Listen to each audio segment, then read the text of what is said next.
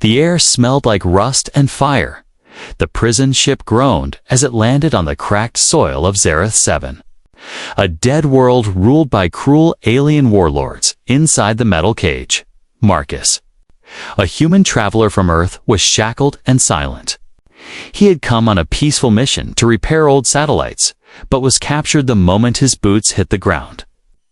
To the rulers of Zareth 7, humans were a threat, a symbol of rebellion. Now, Marcus was just a name on a list, another public lesson, as the soldiers called it. They dragged him through the streets of the capital Rethor, a crumbling city with broken towers and ash swirling in the wind. Citizens lined up like silent statues, watching as the guards paraded prisoners. Suddenly, Marcus heard soft crying. He turned his head and saw two small alien girls barefoot, covered in dirt, chained together in a tiny holding cell on the side of the road. They couldn't have been more than 10 and 12. The younger one hid her face, but the older one looked straight at Marcus, her eyes tired but sharp. "Please," she whispered through the bars, "you're not from here. Help us." Marcus stopped walking. The chains around his wrists pulled tight as the guards yanked him forward. "Keep moving, human." One barked, but Marcus kept looking at the girls. Their cell was labeled property of the state to be executed that night. Marcus was thrown into a dark, cold room with no bed, just metal walls and a flickering light. As he sat against the corner, the door opened. A tall alien in black armor stepped in. The warden. His face was marked with glowing tattoos, and his voice was sharp like a knife. "You were spotted near rebel signals," the warden said.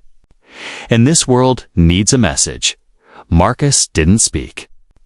The warden continued, "Tomorrow at sunrise, there will be an execution."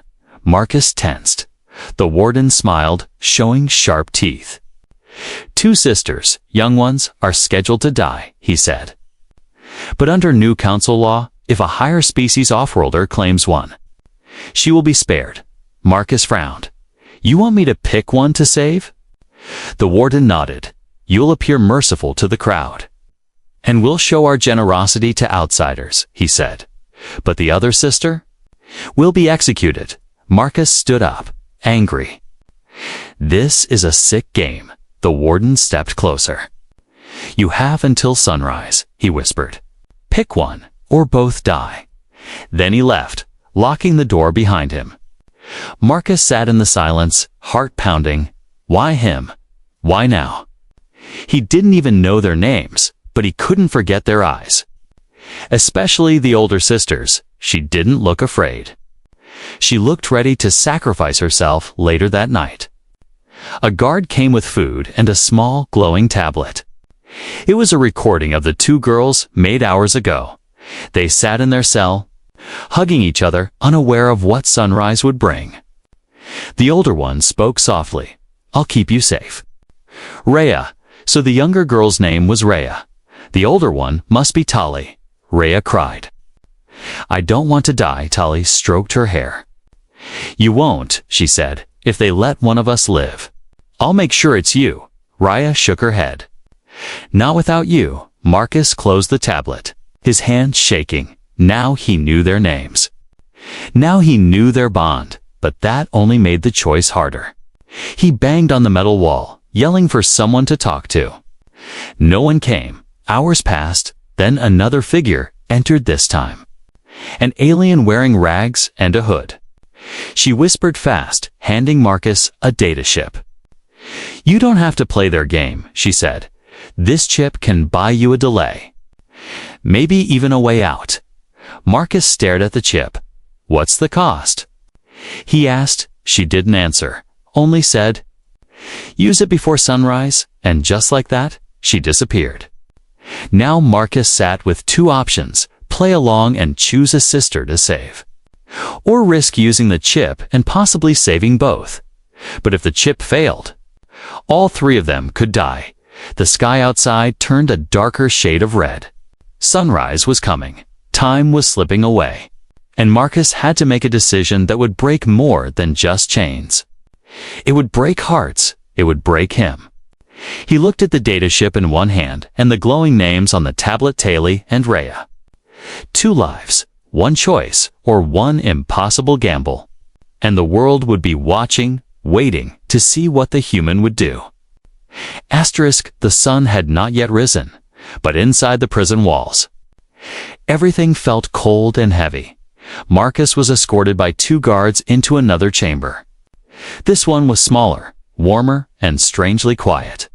A thick wall of energy shimmered between him and the other side of the room. Behind that barrier sat the 2 sisters Tali and Rhea, still chained. Still unaware that one of them had been marked for death, Rhea was curled up on the floor. Her arms around her knees, her face was red and wet. Tali sat beside her, trying to stay strong. She gently brushed dirt out of her sister's silver hair and whispered, "It's okay. I'm here," but her eyes darted toward Marcus when the guards pushed him forward. The warden's voice crackled through a speaker above. "You asked to see them," he said. "You may speak. But they won't know why you're here." Marcus stepped closer to the barrier. The sisters looked at him cautiously. "Hello," Marcus said quietly. "My name is Marcus." "I'm not from here," Rhea peeked up, sniffling. "You're human," she whispered. Tali nodded. "Why are you here?" Marcus hesitated, choosing his words carefully. "I got caught during a job.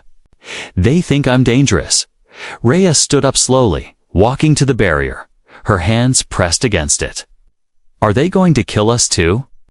she asked, her voice cracking. Marcus swallowed hard. "I'm trying to stop that," he said. Trying very hard, Tali joined her sister. "Eyes sharp, no one ever tries," she said. "They just watch." Marcus looked at them both. They were just children, dirty, scared, too thin to fight, but somehow still holding on. And they had no idea what he had been asked to do, to choose one of them. A holographic timer appeared above the barrier. It showed 3 hours until sunrise. Marcus felt the weight of it pressing on his chest. Tali leaned down and picked up a broken toy half of a wooden animal. She handed it to Rhea, who smiled for just a second. That one smile hit Marcus harder than anything else. It wasn't fair. He turned away and stepped to the side of the room. The guards were whispering near the door, not watching him too closely. Marcus pulled the data ship from his sleeve. He had hidden it earlier before coming here now. He inserted it into a small console near the wall. The screen blinked twice, then opened a secret file. A female voice began to speak softly through an earpiece. "This chip contains one-use access to the prison's emergency lockdown. Activated only once in a system crash." Marcus listened closely. "If used within the next 3 hours. It will stall the execution system for 15 minutes. 15 minutes. 15 precious minutes to create chaos or escape. But if the warden discovered the hack, they'd all be dead before it even mattered." Marcus pulled the chip out and hid it again. His hands shaking, he looked back at the sisters. Rhea had fallen asleep in Tali's lap. Tali was humming, softly. "Do you have anyone?" Marcus asked her. She shook her head. "Our mother died trying to get us out of the fire zones. What about your father?" Tali's jaw tightened. "Never met him," she said. "He was sold before I was born." Silence followed. Only the hum of the barrier filled the air. "Why don't you run?" Rhea asked suddenly, eyes open again. "You're not from here?" "You could escape." Marcus smiled sadly. "Because sometimes—" "You don't run," he said. "Sometimes. You stay." Rhea walked up and placed her small hand on the glowing barrier. Marcus did the same from his side for a moment. They simply stood there, hand to hand, divided by energy and fate. Then the speaker above crackled again. "Enough," the warden said coldly. "The human must return," Rhea cried. "Please don't leave." Tali stepped forward. Standing protectively, Marcus nodded. "I'll be back. I promise," as the guards dragged him away. Marcus looked over his shoulder one last time. Tally was holding her sister again, staring at him with quiet strength. Back in his cold cell, Marcus paced. He had 3 hours, 1 chip, and a decision that no human should ever have to make. Pick one sister to live, let the other die. Or use the data ship and risk everything. But what if the system failed? What if both girls died because of him? He slammed his fist into the wall. He wasn't a soldier, wasn't a hero. He was just a man who had come to fix satellites. Now the galaxy wanted him to play God. Marcus sat down and closed his eyes. But all he could see was Rhea's small hand on the glass, and Tally's silent promise to protect her no matter what. The clock kept ticking, and the impossible choice waited at the door. The air inside Marcus's cell felt heavier with every passing minute. The walls were cold, but his skin burned with panic. He sat cross-legged on the floor, staring at the small data ship in his palm. 15 minutes of power. One shot to change the ending, but if it failed, he'd kill them all by trying. A loud buzz echoed through the cell as the door slid open. 2 guards stood outside, but they didn't enter. Instead, a woman walked between them. She wore robes instead of armor, and her eyes were dark but not cruel. She was a council mediator, someone who handled mercy requests, mercy that was often more about control than kindness. "Marcus," she said softly, "the warden has allowed one final offer." He stood up slowly. Hiding the chip in his boot, the woman motioned for him to follow. They walked down a long metallic hallway lined with flickering lights. At the end was a narrow chamber, the Chamber of Judgment. There, on a raised platform, stood the warden. Beside him were several council officials, their faces unreadable. In the middle of the room was a holographic projection of Tally and Rhea, sitting in their cell, unaware, above them. The timer ticked 1 hour, 42 minutes left. "You've met them," the warden said. "Now you must decide." Marcus clenched his fists. "You said I could talk," he replied. "Not choose yet." One of the council members stepped forward. "Earth is known for mercy," he said, "but here, mercy comes with action." Another spoke. "If you choose one, the other will be honored with a swift and painless end." Marcus gritted his teeth. "And if I don't choose?" The warden's smile was cold. "Then we let the crowd decide," he said. "And they enjoy watching pain." Marcus turned toward the hologram. Tally was braiding Rhea's hair, her fingers gentle despite the grime. The younger girl hummed softly. There was no fear in their faces now, only comfort in being together. "How can I choose?" Marcus asked aloud. "Because you're human," the warden said. "And this is what your kind does, choose who lives and who dies." Marcus looked away, heart pounding in his chest like a war drum. The mediator stepped close and handed him a small control chip. "This will mark the sister you wish to save," she said. "You may go into the cell and pretend it's part of your goodbye." Marcus stared at the chip in his hand. It was smooth, silver, and deadly. One light touch on the skin and the system would scan the chosen one for rescue. The other would be flagged for execution. Suddenly, his earpiece crackled. It was the voice from the rebel chip. "Marcus, we've hacked into the prison's outer gates," it whispered. "But we need you to delay the execution to give us a window." "How long?" Marcus asked quietly. 15 minutes. The voice replied. "That's all we need to extract all 3 of you if you can trigger the lockdown." Marcus nodded slightly.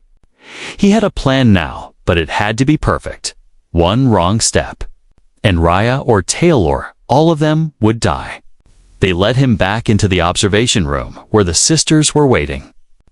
This time, there was no energy barrier. He stepped inside the cell, and the girls stood up immediately. "Marcus." Rhea ran to him and hugged him around the waist. He knelt down and smiled, hiding the pain behind his eyes. Tally stayed back, watching carefully.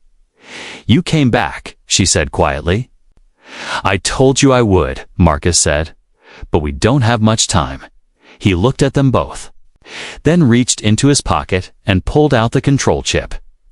Rhea reached for it, curious, but Marcus moved it away gently. This is something important, he said. Tali stepped forward. Is that how you'll pick? She asked, her voice flat. Marcus blinked. What? Tali's eyes narrowed. You think we don't know what this is about? She said, we know one of us is going to die. Marcus froze. Rhea looked up at her sister, shocked. What? She whispered. Tali's voice cracked. They said one might live. But only if someone picks. Marcus's heart dropped. You knew? He asked. Tali nodded. I heard the guards whispering. She said, I just didn't want her to worry. Rhea began to cry, her hands shaking. No, she sobbed. No, we stay together. Marcus stood up, hiding the chip behind his back. I'm not picking, he said firmly. Both sisters looked at him, stunned. I'm going to break the system. He reached down to his boot. Pulling out the rebel data chip, this will give us a chance to escape, he said. But I need both of you to trust me. Tali looked at Rhea. Then back at Marcus. You really think it'll work? Marcus nodded. I have friends in the shadows. Rebels, exiles, people who fight back. We just need 15 minutes. Tali stepped forward, wiping her tears. Then let's take those minutes, she said. Rhea hugged Marcus tightly. I don't care if we die, she whispered. As long as we're together, Marcus felt something harden in his chest, not fear, but resolve. This wasn't about choosing life for one. It was about defying the entire idea of the choice. He looked up at the ceiling as the holographic clock ticked down. 1 hour, 30 minutes left. The world would expect him to make a cruel choice. But Marcus had chosen something else entirely. He chose to fight. He chose to save both, even if it meant losing himself. The public square of Zereth 7 was quiet. Too quiet.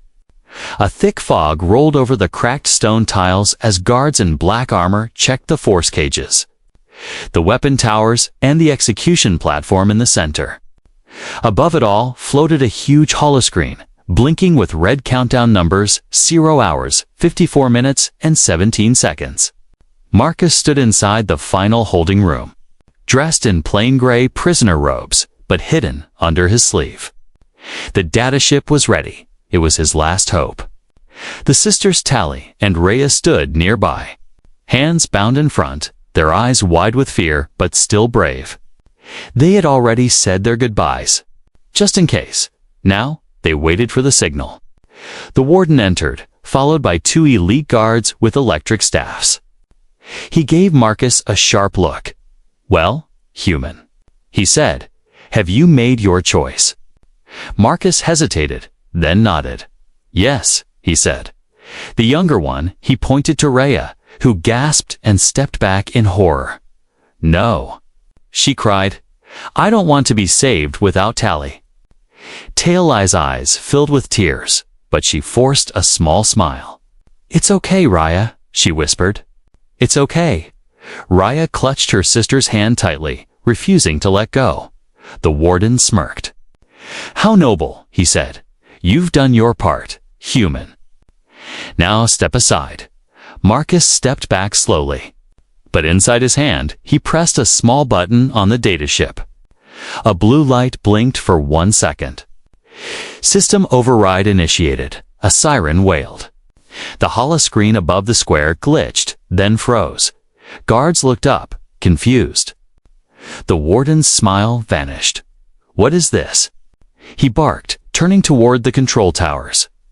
Before anyone could answer, the holoscreen turned black.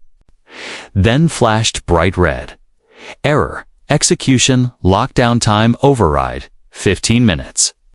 In that moment of chaos, Marcus moved. He shoved one guard, grabbed the electric staff, and smashed it into the second guard's chest. The sisters screamed as the force cage holding them dropped for just a second, Tali pulled Raya and ran toward Marcus. Blaster fire echoed across the square. The warden shouted, "Stop them. Kill the human." Marcus pulled both girls behind a stone statue as plasma bolts slammed into the walls. A blaster hit the edge of the statue. Shattering the top, smoke and sparks filled the air. People in the crowd panicked and ran, screaming as the square erupted into chaos. Marcus ducked low and whispered, "Follow me. Stay close." He led the girls across the platform floor, sliding behind crates and jumping over rails. But just as they reached the edge, a guard tackled Marcus from the side. The staff slammed into his ribs, sending a shockwave through his body. "Marcus!" Tali shouted. The guard lifted the staff again. But Tali ran forward, grabbed a loose metal rod, and smashed it across the guard's face. Raya helped pull Marcus up. His side burned. But he forced himself to move there. He yelled, pointing to a sewer hatch at the side of the square. They ran for it, dodging stun bolts and smoke grenades. The crowd had fully broken into panic. Mothers screamed. Soldiers fired blindly. The warden shouted orders no one could hear anymore. Marcus reached the hatch, pried it open, and pushed both girls inside. He followed last, pulling the cover closed behind him just as a blaster bolt struck where he had been standing. Darkness, but safe for now. The tunnel smelled like mold and old water. Tiny lights flickered on the walls, showing an old maintenance path beneath the city. Marcus leaned against the wall, breathing hard. "You okay?" He asked the sisters. Tali nodded. Though her arm was bleeding, Raya hugged her tightly, shaking with fear. I thought you picked me to die," she whispered. Marcus touched her shoulder. "I lied," he said, "so the system would start. I had to make them believe it." Raya looked up at him, her eyes full of tears. "You didn't pick either of us," she said. Marcus shook his head. "I chose both," he said softly. No matter what it costs, the tunnel was long, but Marcus knew the path.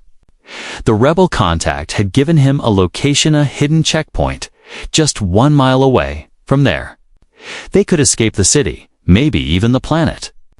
But they still had to make it, and the warden wouldn't stop hunting them now. Marcus helped Tali wrap her arm with cloth torn from his sleeve. She winced but nodded. "Thanks." Raya stayed close to them both, not letting go of either hand. Above them, the prison square burned, but down here, in the dark, hope burned brighter, and for the first time, the galaxy would see what one human's impossible choice could truly mean. Not a sacrifice, but a rebellion. The tunnels under Zareth 7 were old and forgotten.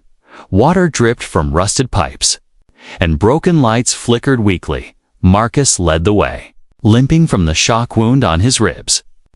Behind him, Tali held Raya's hand tightly. Neither sister had spoken since they escaped the execution square. They were alive, but they all knew the hardest part was just beginning. "Keep moving," Marcus whispered. "We're not safe yet." Far above them, alarms still screamed across the city. The warden had ordered a full lockdown. Drones were searching every alley, every rooftop, every shadow, and soon they would scan the underground too. Marcus pulled out a small tracker device the rebel woman had slipped to him. It blinked green once, then showed a red arrow pointing east. 1 mile, Marcus muttered. "That's where the rebels will meet us, if we make it," Tali said. Her voice calm but strained. Raya stayed quiet, eyes locked on her sister's injured arm. They reached a fork in the tunnel. One path led upward toward an old maintenance hatch. The other led deeper underground. Marcus checked the tracker again. "Up," he said. Faster route, but as they climbed the narrow ladder, a distant buzzing sound echoed from behind. "Drones," Tali whispered. Marcus cursed under his breath and climbed faster. At the top, he pushed open the hatch with both hands. It groaned loudly but finally gave way. He pulled the girls up one by one, and they emerged into a broken alley. Smoke filled the sky. Buildings were half collapsed. The city was tearing itself apart. Suddenly, a flash of red light. A search drone hovered above, scanning the area down. Marcus shouted, pulling the sisters behind a metal dumpster. The drone paused, then zoomed closer. It had thermal sensors, and it was getting too close. Marcus looked around, found a loose power pipe. He tore it free and waited until the drone passed overhead. Then he jumped with a loud crack. The pipe smashed into the drone's sensor eye. The drone sparked, shook, then exploded in a ball of red fire. The sound echoed through the alley. "That's going to bring more," Tully said. Pulling Rhea behind cover, Marcus grabbed the tracker. The arrow was blinking faster now. "We're close," he said. Just one more street. They ran Marcus in front, the girls behind. They passed fallen statues, glowing banners, and terrified civilians hiding behind shattered doors. A loudspeaker blared above. Rhea looked up at Marcus, tears in her eyes. "We're not property," she whispered. Marcus looked back, face hard. "Not anymore," he said. They reached a large wall, the edge of the industrial district. On the other side was freedom, but the wall had a sealed gate with a glowing control panel. Marcus pulled the rebel chip from his boot and slammed it into the slot. "Come on," he muttered. "Work." A voice crackled through the panel. "Identify. This is Marcus," he said. "I have the girls. We need extraction now. Static." Then, confirmed, the gate began to open slowly, grinding with age, but behind them, shouting erupted. Dozens of soldiers spilled into the alley. Their rifles raised, Marcus turned and shielded the girls. The warden stepped through the smoke, flanked by elite guards. "Well done," he said coldly. "You made it this far." Human, but no further. Rhea cried out, and Tully pulled her behind Marcus. The gate was halfway open, just a few more seconds. "I won't let you take them," Marcus said, breathing hard. The warden laughed. "You don't get to decide that," he said. He raised his hand. "Fire!" But before the soldiers could shoot, a blast of light tore through the alley. Rebel fighters appeared on the rooftops, dropping smoke grenades and firing stun bolts. Chaos exploded again. A rebel shouted from behind the gate, "Get in now!" Marcus turned, grabbed Rhea in one arm, and pulled Tully with the other. They ran through the gate as blaster bolts flew past their heads. Once inside, the gate slammed shut behind them. The rebels raised a force field, blocking the enemy fire. Marcus collapsed, breathing hard. The girls dropped beside him, shaking and crying, but they were safe. "You did it," one of the rebels said, helping him up. "No," Marcus said. Looking at the sisters, they did it. They kept running. The rebel base was hidden beneath an old factory. Inside, medics rushed to treat Talai's wound, and Rhea was given clean clothes and warm food. Marcus sat in silence, watching them. His ribs hurt. His hands were bruised, and his soul felt heavy. But they were together. He had defied the system. He had refused to choose. And now? The galaxy would hear the story. Of a human who said no, of two sisters who lived, and of an escape that should have been impossible. The rebel hideout was cold. Not because of the weather, but because of the silence. Even though they were finally safe at least for now, Marcus. Tully and Rhea sat in a dim room without speaking. The walls were made of stone and steel, flickering with old light strips. It smelled of dust, oil, and desperation. Tully sat on a metal bed, her arm freshly bandaged by a rebel medic. Rhea sat beside her, holding her hand tightly.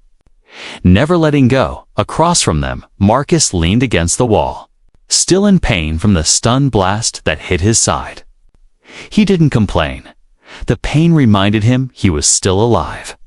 A woman in dark brown rebel armor stepped in. She had gray eyes and short hair. "Name's Jara. Rebel commander of Sector 9, she said. You did something impossible today, human. Marcus stood slowly, wincing. Is there a way to get them off-world? He asked without greeting. Jara nodded slowly. There's a transport pad below us. Old tech from before the fall, she said. But it has a problem. Marcus felt his chest tighten. What kind of problem? Jara sighed, looking toward the sisters. It's powered by a core with just enough charge for 2 people only, she said. After that, it burns out completely. Tali looked up.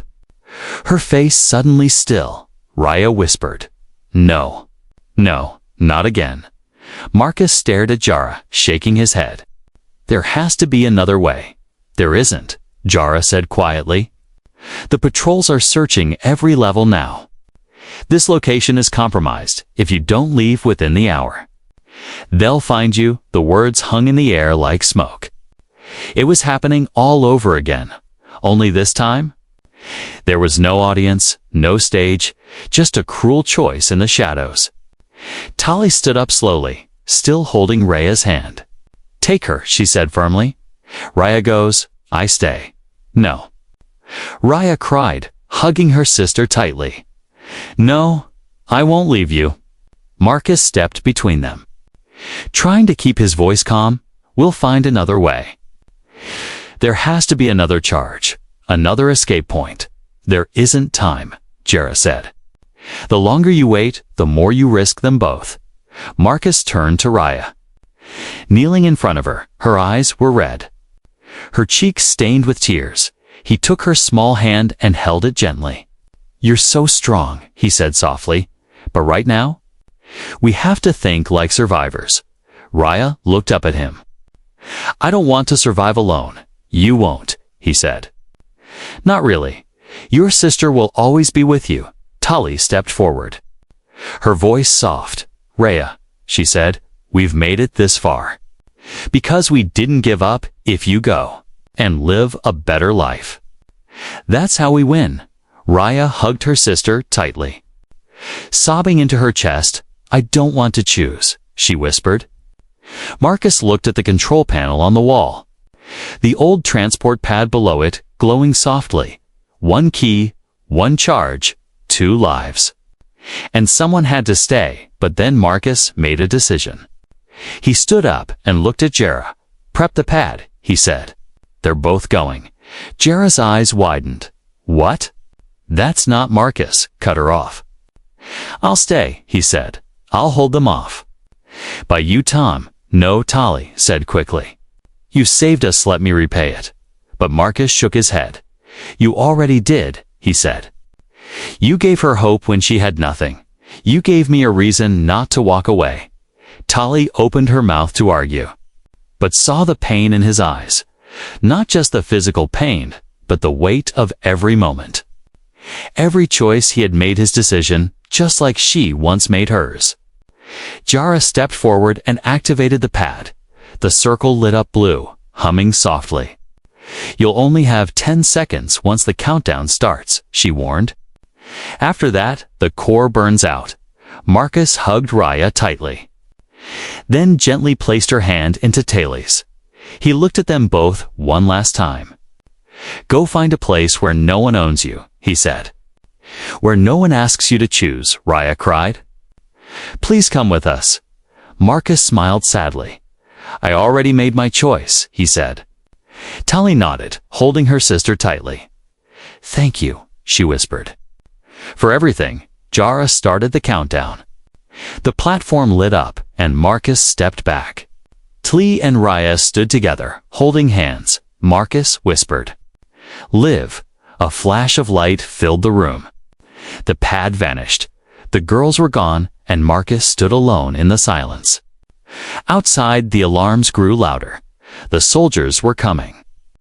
But Marcus wasn't afraid anymore. He had done what no one else dared to do. He had refused to choose, and still, he had saved them both, even if the price was his life. The room was silent after the flash faded. No sisters, no sound. Just the soft hum of the burnt-out transport pad. Marcus stood alone, his arms hanging by his sides. his face still outside the hidden chamber. Footsteps echoed louder with each second. The soldiers were coming, and he had no way out. But he didn't run. He didn't hide. He had already made his final decision from the shadows. Commander Jera returned, her face grim. "They're gone," she confirmed. "The signal shows they made it." Landed outside the system, Marcus closed his eyes. For a moment, he said nothing. Then he whispered. "Good." Jara stepped closer, lowering her voice. "I've arranged a side tunnel for you. Leads to a supply route. No patrols. You can still escape." But Marcus didn't move. His eyes stayed locked on the spot where the girls had stood. "That wasn't the plan," he said quietly. "I made my choice." Jara looked at him for a long moment. "You gave up your chance," she said. Marcus nodded. "I had two keys in my hand, one for freedom, one for sacrifice. I picked both for them. Now there's none left for me." A loud boom shook the walls. The outer doors were being blasted open. Jara tensed, pulling a weapon from her belt. "I won't let them take you alive," she said. But Marcus raised a hand. "No," he said. "Let them?" Jara looked confused. "Why?" He turned toward her, eyes calm. "Because they need to see me," he said. "They need to know I didn't run. They need to see that one human stood against the game and refused to choose who dies." Jara hesitated, then stepped back. "I hope they remember your name," she said. Moments later, the metal doors exploded inward. Smoke and dust filled the chamber. Dozens of soldiers stormed in, blasters raised. The warden entered behind them, eyes full of rage. "Where are the girls?" he demanded. Marcus raised his hand slowly. "Gone," he said. The warden stepped forward, snarling. "You had one job, choose one. Leave the other, but you took both." Marcus smiled weakly. "No," he said. "I gave them both a future. I gave you something worse than defeat. I gave you a story you can't control." The warden's eyes narrowed. He raised his weapon. Marcus didn't flinch. "Do it," he said. But the warden paused, because behind his soldiers, rebel cameras had started recording. News drones had slipped into the chaos, broadcasting everything live to the outer colonies. And suddenly, the whole galaxy was watching. Marcus stood tall, his voice clear. "This was never about me," he said. "This was about two children you marked as property. But they're free now, and you can't change that with bullets." The soldiers looked at each other, some unsure. The warden's hand trembled. This wasn't how he wanted the story to end. Not with the crowd seeing a human refuse to obey. Not with the word rebel painted across every screen. He turned sharply. "Take him," he snapped. The soldiers grabbed Marcus and dragged him through the hallways. He didn't fight back. Every step felt heavy, but proud. They threw him into a dark prison cell. No lights, no bed. Just silence, but even there, Marcus smiled. Because he knew what the warden feared most, not Marcus's words. Not his defiance, but his memory. Because stories spread faster than fire. And on a distant planet, far from the walls of Zareth 7, two sisters sat in a quiet refugee home, Raya, holding a worn toy that looked like a wooden animal. Tali staring out a window filled with stars. They hadn't spoken much since they arrived, but that night, Tali whispered. He stayed behind. Raya nodded, tears in her eyes. He chose us. They lit a small lantern in the center of the room. And Raya wrote something into the wall with a piece of chalk. For Marcus, who picked love instead of fear over time. Their story spread. The rebellion used it to light sparks across the galaxy.